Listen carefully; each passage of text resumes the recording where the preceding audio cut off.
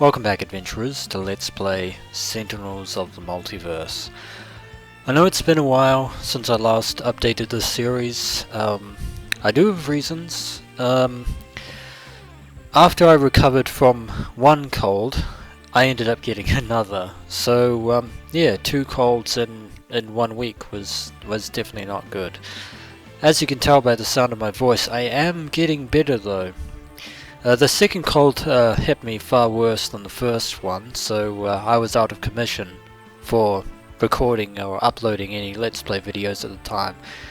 But now I'm back, which is very good. I really hope that, well, those of you who are still watching this series, hello to you. I should also thank any newcomers and new subscribers. I think I gained 1 over the last couple of weeks.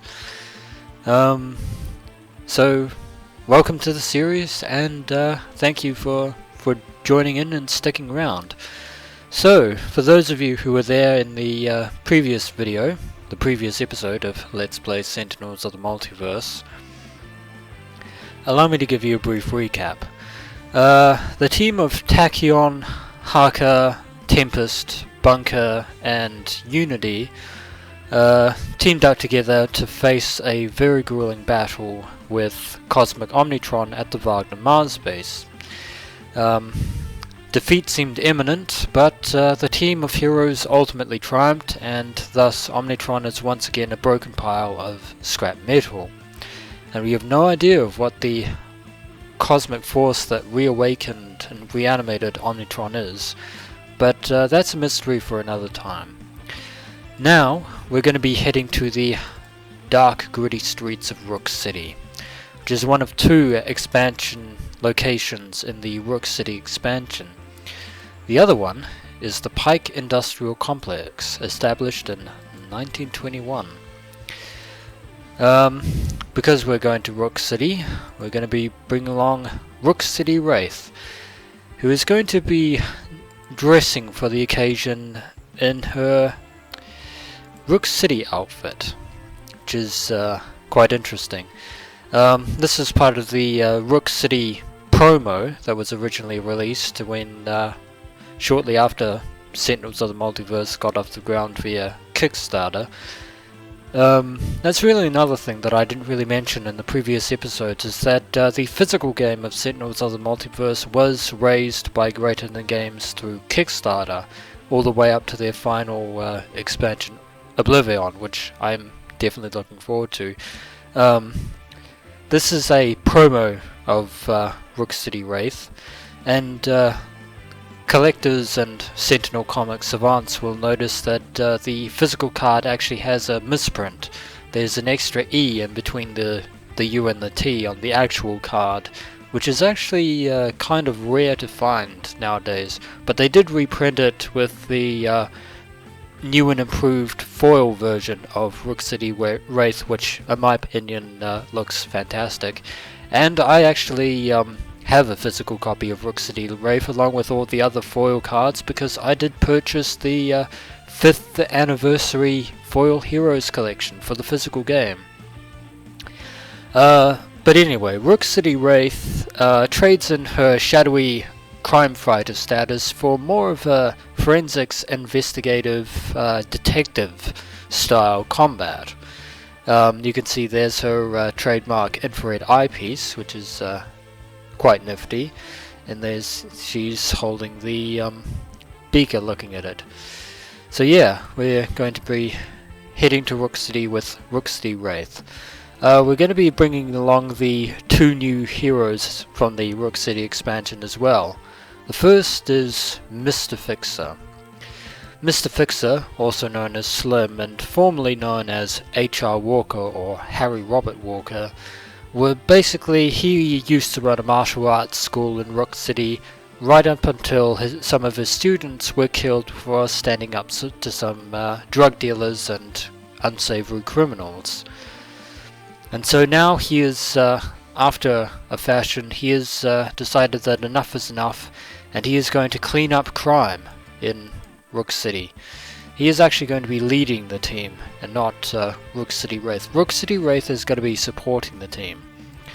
The second hero in the Rook City expansion that we'll be bringing along is the woman known as Expatriette, who is actually, believe it or not, the daughter of Citizen Dawn, the leader of the Citizens of the Sun.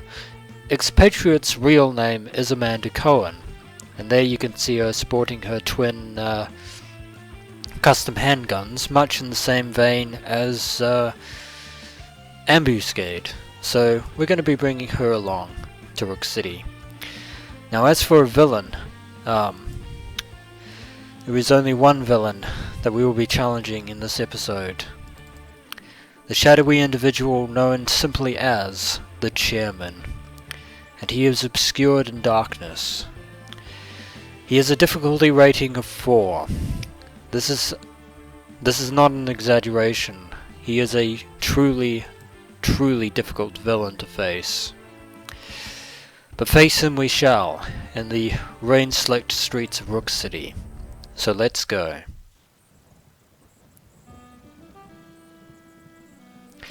And there's that lovely ominous Rook City melody, courtesy of Jean-Marc Giffen. I've kept tabs on you, Slim. This isn't your fight. Go back to your garage.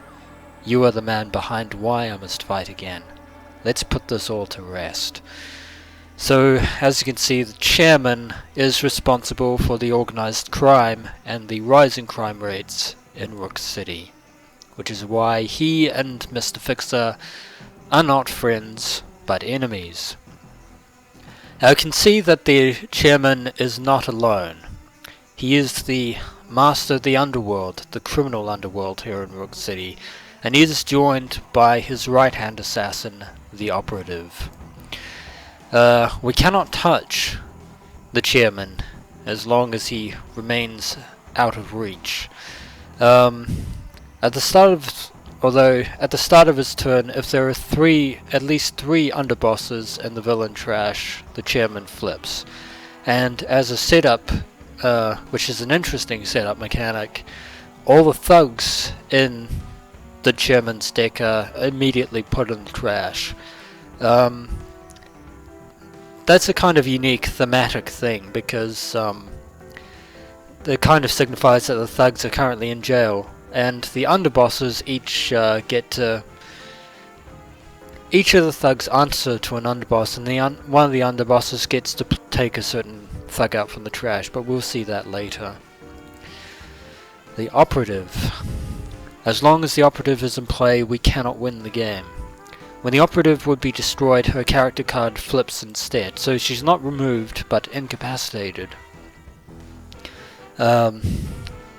Increased damage dealt by the Chairman by 1 when the Operative is incapacitated, so she has a supporting role. Whenever a villain card is destroyed, the Operative deals the hero with the highest health 1 melee damage. And at the end of the Chairman's turn, the Operative gets to put one underboss into play, which is very unfortunate for us. And there you can see the handiwork, the grisly handiwork of the Operative there. Don't be fooled by the fact that the Operative and the Chairman both have relatively low health. This is not going to be an easy fight. No, sir. Let's see. Mr. Fixer starts off with Bloody Knuckles, which is very good, but also kind of detrimental against him. Charge, which deals some melee damage. Hoist Chain, which is a tool of Mr. Fixer's from his auto mechanic days. He still runs the auto shop and fixes cars for a living, hence the name Mr. Fixer, but now he is also going to use his auto tools to fix crime in the streets of Rook City. And the interesting thing about tools is that they're all equipments, and whenever a tool enters play, any other tools in play are automatically returned to Fixer's hand. Hoist Chain reduces damage dealt by that target by 1 whenever Fixer damages a target, which is good. And finally, Fixer has Toolbox, which when it enters play, Fixer gets to draw 2 cards and he gets it back at the start of his turn, which is nice. Expatriate has some useful items at her disposal. Flak Jacket, which is good for damage reduction. Incendiary rounds, which is ammunition that can be equipped to any of Expatriate's guns. Incendiary rounds basically deals fire damage and increases a gun's damage by 1, and when it's used it gets discarded. Submachine gun, which deals each non-hero target 1 projectile damage, and it can only be equipped with 1 ammo card at any one time. As can tactical shotgun, which deals 1 target 4 projectile damage. I love the shotgun in this game. And the Wraith starts out with a grappling hook, an impromptu invention, a throwing knives, and a utility belt. Now let's see how this plays out. Perfect human specimens. The chairman regains 4 health. If the operative is active, she regains 4 health too. But they're both at max health, so nothing happens. Unfortunately, the operative now gets to call upon an underboss, which is not so good. And right off the bat, there is the worst underboss in the whole organization of the chairman, the deputy. He gets to play Crooked Cops, which reduces damage to the chairman, the operative, and underbosses by 1. And he also heals any damaged Crooked Cops as well, which is really annoying. I believe there are 5 underbosses in total, and there are 10 thugs in total. 2 copies of each of the 5 thugs in play. So when the deputy calls out the other Crooked Cops, that's damage reduction of 2, and we really don't need that. Now, how should I start this off? I could use Bloody Knuckles to deal some damage. I really want to get rid of the cops though, which is yeah, getting rid of the cops is definitely going to be the priority. I'll use charge against Crooked Cops, so then I can start hitting the deputy. Because that damage it may be damage reduction of 1, but that damage reduction of 1 can really make or break a game, and I don't want any damage reduction whatsoever when it comes to the organization.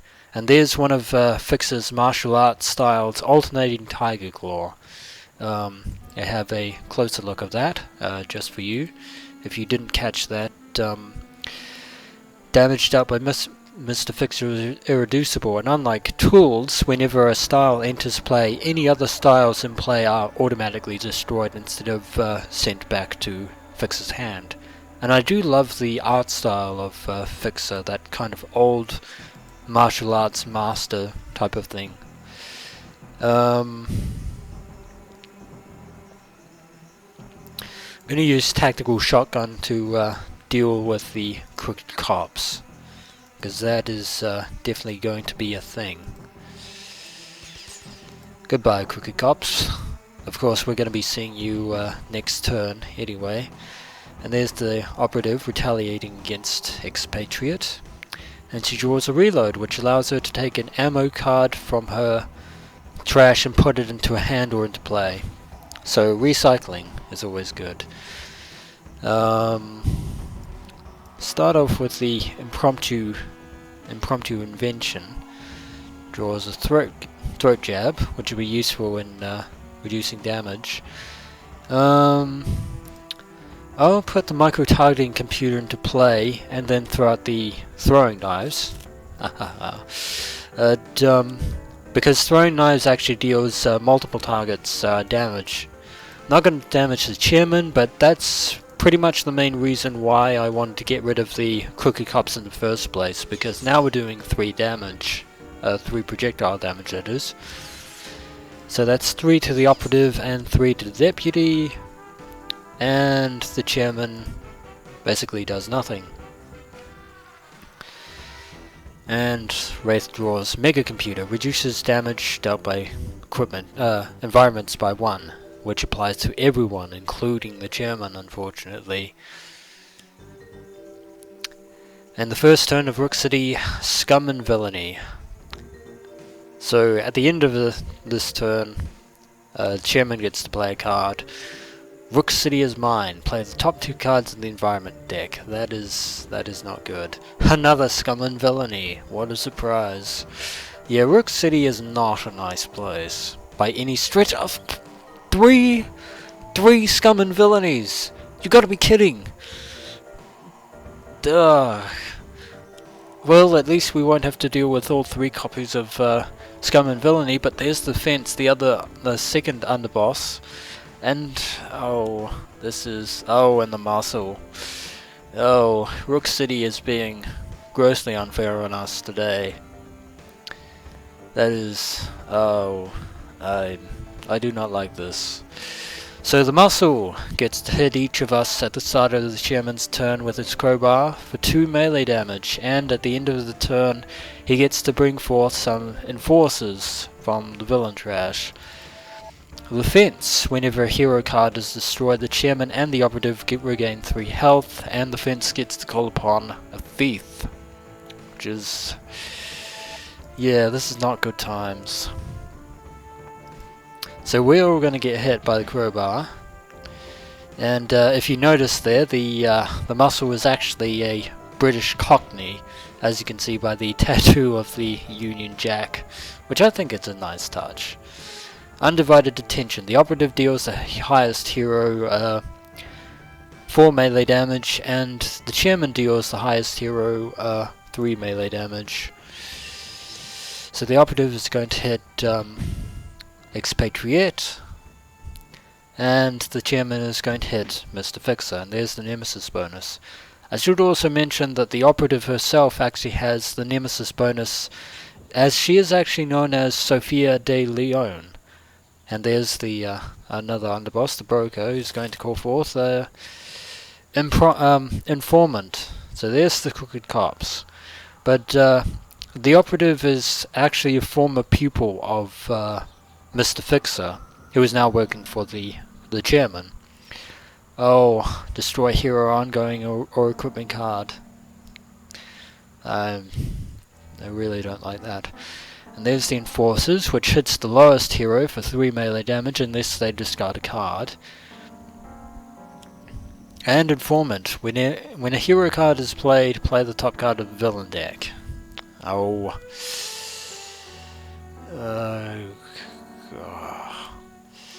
Can I afford to get rid of micro-targeting computer? I'm gonna lose something anyway.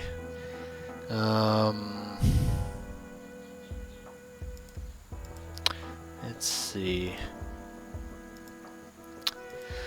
I'll get rid of throwing knives. Why not? Yeah, this is not gonna... doesn't look like it's going well, but suppose we could get rid of... well, submachine gun is useless anyway, because crooked cops are gonna reduce damage to underbosses and everyone anyway. We could hit the thugs, but it's not really going to do anything.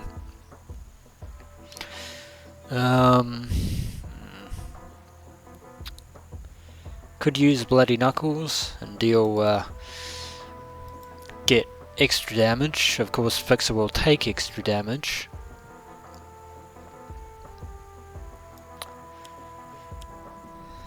Oh, and undivided attention because of informants, of course. That is very unfortunate for us. Yeah. When the chairman's organization comes out to play, it is not nice. And on the back of his cards is the organization's calling card. Pray that you never get one of these. Mr. Fixer is going to hit the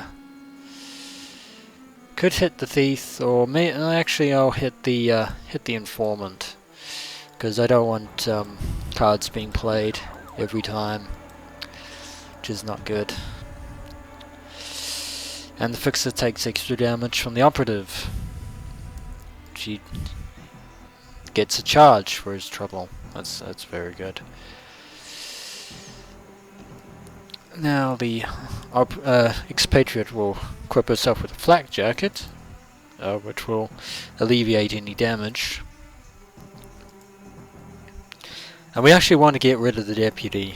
I think getting rid of the deputy is exceptionally useful at this point.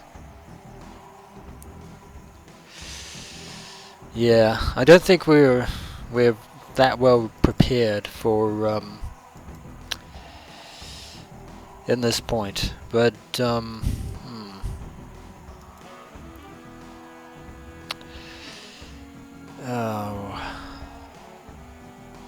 could throw out the throat jab.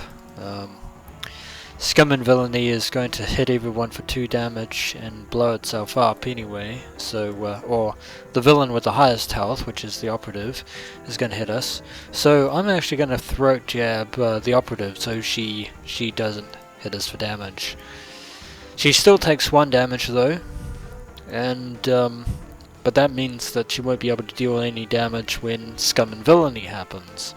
And now we're going to use the Wraith's innate power of Sleuth, not stealth this time. See what Rook City has in store for us. Blighted Streets. Increase damage dealt to hero targets by 1. At the end of each turn, if the hero dealt no damage, their player may discard 2 cards to destroy this card. After Blighted Streets is destroyed, play the top card of the villain deck. No, thank you. Do not want that card. Smoke bombs, which is useful for redirecting damage and reducing damage, which is always good. Yeah, Rook City is the complete opposite of Megalopolis. It is the Gotham City of Sentinels comics, if you didn't already figure that one out. But there's more to Rook City than just Gothic architecture, as you very well know. Here's one of the few helpful people in Sentinels in Rook City, which is Tony Taurus. One of the few allies that we have in this forsaken place. Tony is immune to hero damage, and at the end of Rook City's turn, he gets to see the top 2 cards of the villain deck. One of them goes on top and one goes on the bottom. Then the strongest villain character, which is the operative, gets to hit either Tony or the lowest hero, which is Mr. Fixer, for 3 melee damage. Of course, this isn't going to do anything because thank you so very much, Wraith, for throat jab, and 2 perfect human specimens. So yeah, that's a good thing.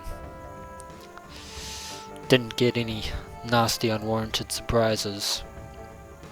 The muscle, unfortunately, is going to hit each of us for 2, which is most unfortunate. Yeah, the organization does not play around, and the operative gets back to full health. Oh, and another undivided attention, which the operative doesn't do anything because she can't deal damage. Unfortunately, the contract has come out to play. Contract increases hero damage damage to heroes by 1.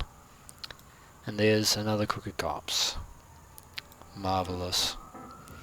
There's another thief. I probably should have dealt damage to some of the others, but oh, this is not good.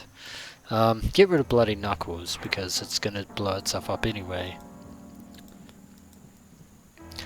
Fence does nothing. Get rid of Hoist Chain. Probably should have thrown out the alternating Tiger Claw for irreducible damage against but never mind. And there's the hired gun, who is the right-hand thug of the contract. Oh, and the thief. Get rid of micro-targeting computer because Wraith no longer has her throwing knives. Fixer can get rid of charge, just in case. And then the hired gun is going to hit everyone for 2 projectile damage, or 3 projectile damage because of the contract. Yeah, that's a lot of bullet holes there. So that's the majority of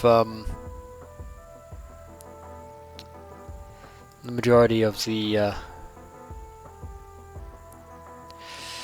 organization. There's one more hired gun and one more informant left, which is we've almost got the merry crew. I actually want to throw out toolbox.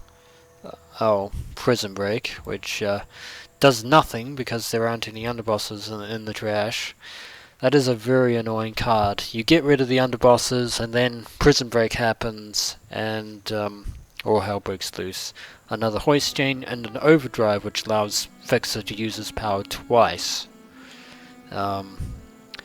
Unfortunately he can't really do anything because there are 2 crooked cops in play at the moment, which is really unfortunate. And another toolbox.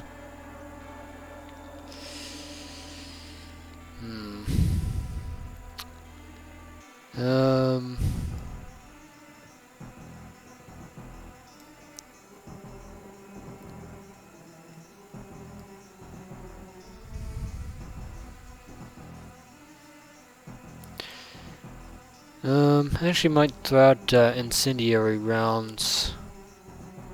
And another Rook City is mine. Falling statuary, which gets rid of the second lowest target, which is get rid of informant. The operative still can't deal damage. And toxic sludge, which hits everyone with 5 health, 2 toxic damage, and anyone with 10 or more health extra damage, which is really, really annoying.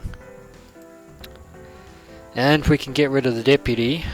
Probably should have been going after the other thugs, but to be honest, I really have no intention of defeating the chairman with just Mr. Fixer, Expatriette, and The Wraith. We're really challenging the chairman in his at the heart of his criminal empire. And there's shock rounds, which deals lightning damage.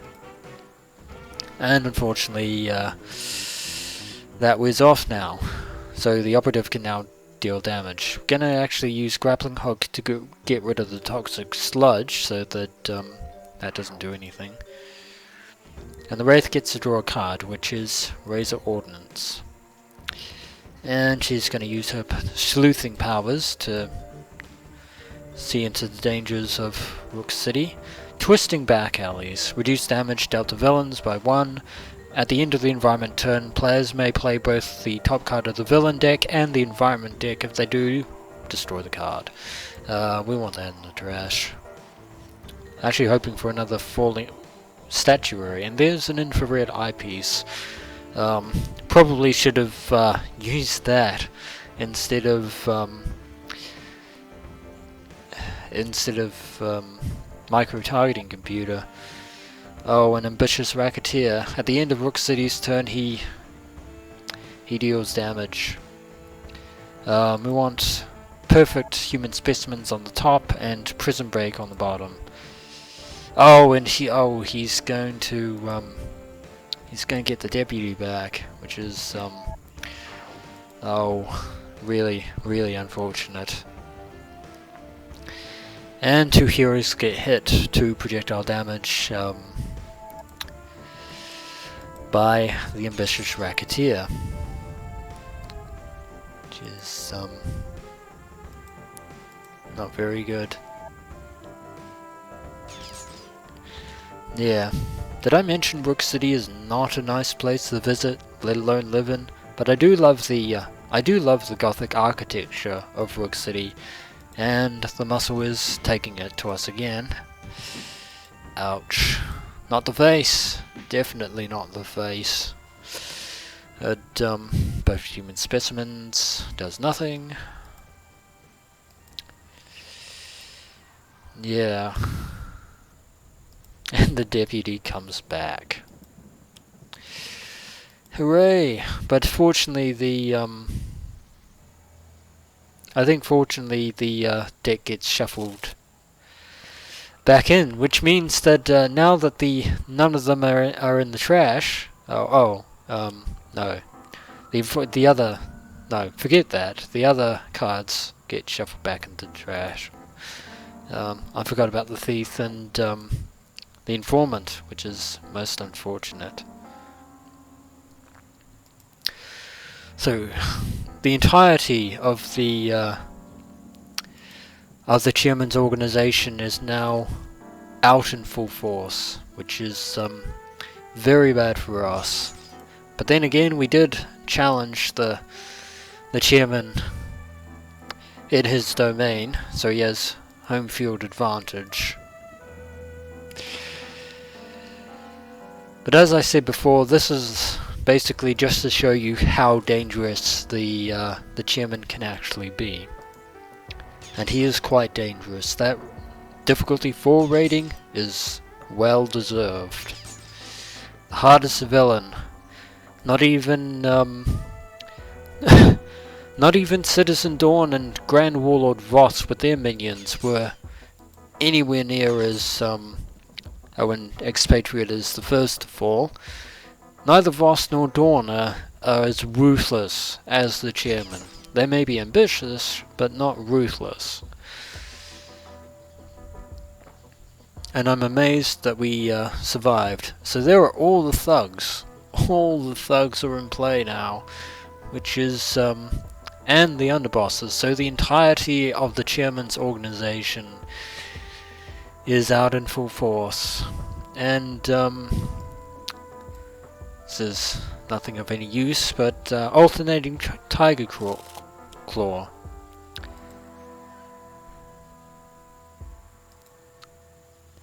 And the chairman's deck is shuffled. Something, you know, it would be handy to have heroes like the Visionary, whose Brainburn ability, it can actually deal to the thugs, which stymies the underboss's ability to pull thugs from the trash. Not that it's going to help in this case, but since Fix's damage is now irreducible, he can now deal damage. So he's going to take it out on his arch nemesis and former pupil. There's a grease gun, which can come in handy. And Expatriate is incapacitated. One hero may use the power, destroy a target with 1 health, or select a hero. The next time that hero uses power, they also deal 1 target, 1 projectile damage. Gonna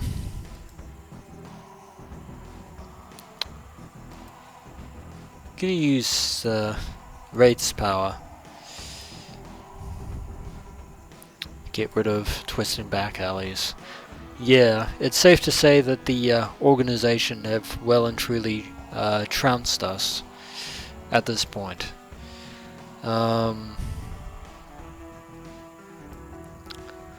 Yeah, this is not good. And an undivided attention. Mr. Fixer is down, and the Wraith will soon follow, unfortunately, thanks to the chairman. So there it is. We have been soundly beaten, absolutely thrashed by the chairman.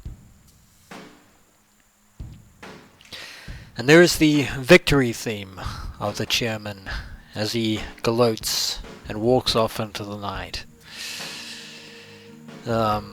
Most unfortunate, but then again, he is a truly difficult villain. Believe it or not, in later expansions, there are harder villains than even the chairman, but we did only have 3 heroes, and we weren't entirely prepared. The next time we face the chairman, however, which will be sometime in the far future, we will be far more prepared to deal with the organization and to bring the chairman and the operative to justice. But until that point, I am the Dungeon Master. I do hope that you enjoyed this Let's Play video, such as it is, and I hope you look forward to more Sentinels of the Multiverse videos from me, and I'll hopefully see you in the next episode. Until next we meet, adventurers.